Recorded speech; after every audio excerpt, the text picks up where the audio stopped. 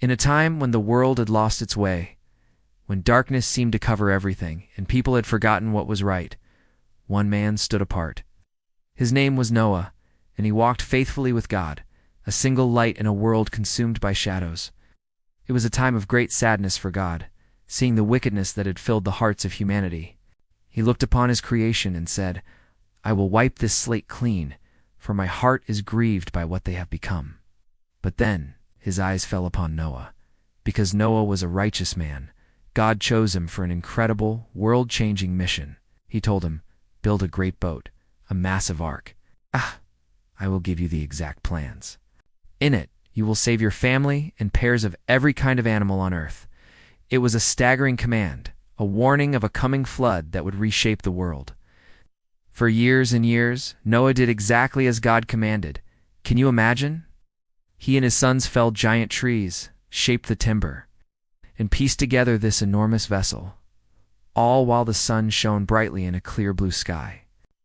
People came to watch, not to help, but to laugh.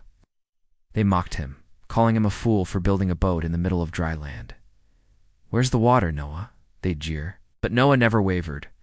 His faith was his compass, and he trusted God's word completely, even when it made no sense to the world around him. He just kept on building. Then the day came. The animals, 2 by 2, began to arrive, guided by an unseen hand. Once they were all aboard, along with Noah and his family, God sealed the great door. The sky, once clear, turned a dark, ominous gray. A distant rumble grew into a deafening roar of thunder. And then the first drops of rain fell. It didn't stop. For 40 days and 40 nights, rain poured from the heavens, and waters surged from the deep. The streams became rivers, the rivers became seas, until the entire world was covered. But inside the ark, floating safely above the turmoil, Noah, his family, and all the animals were protected. After many long months, the waters began to recede.